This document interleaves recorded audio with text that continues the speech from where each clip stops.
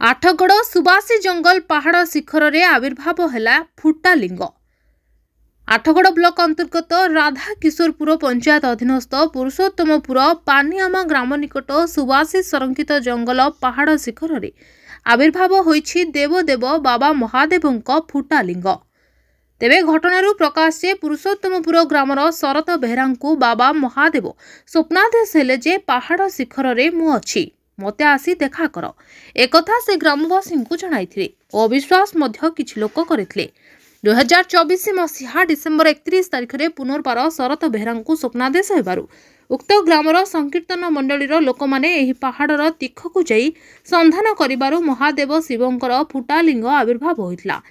बहुत शीघ्र एही फुटा लिंग आविर्भाव खबर यार आख पाखरे खेली जाइतला। यापरे ग्रामवासी माने एकत्रित होई फुटा लिंग निकटरे भजन कीर्तन करी एक आध्यात्मिक परिवेश सृष्टि करिसेंती। पहाड़र पाद देशरो प्राय 1500 फुट उच्चरे एक पत्थर गर्त मध्यरे बाबांक लिंग दर्शन करुछंती श्रद्धालु। कटकरो मानस कुमार साहू को रिपोर्ट, मणिभद्रा खबर।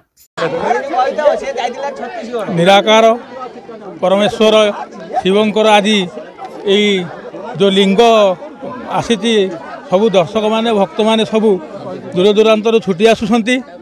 यह ज्योतिर्लिंग महादेवंकर यही ब्रह्मांड सारा रही जो भारतवर्ष हिंदू धर्म सनातन धर्म ता भितर ये मध्य एक प्रतिमा जहाँ आम आज देखा मिलूँ, किंतु मते प्रथम लगुला यह एक गुजब होता पारे, किंतु से नुहे से प्रतिमा को देखला मनरे गोटे आसीगला स्पिरिट आसीगला जे नाई प्रभुंकर किसी महिमा रही जहाँ देखिले आपण विश्वास करें।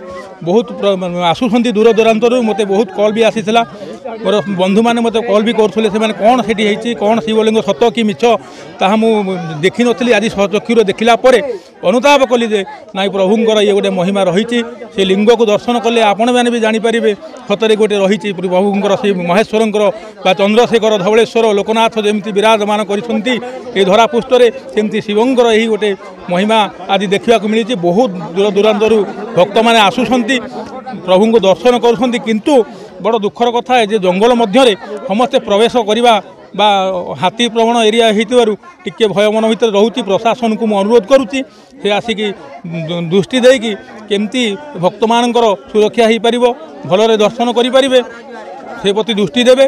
आउ भक्त मानक धन्यवाद। आम सनातन धर्म रे जहाँ रही प्रभुंकर शिवंकर जो महिमा रही परिप्रकाश हो महिमा अखंड भारत वर्ष रे नाम प्रकाश कर बाण विख्यात करू बोला आनंद कुमार हरि बोला।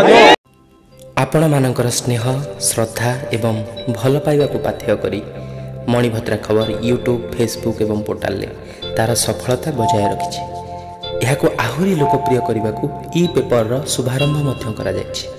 आमको यही भली प्रेरणा एवं सहयोग जोगाइबा सहित लाइक शेयर एवं सब्सक्राइब करंतु। मणिभद्रा खबर संपर्क जनतार।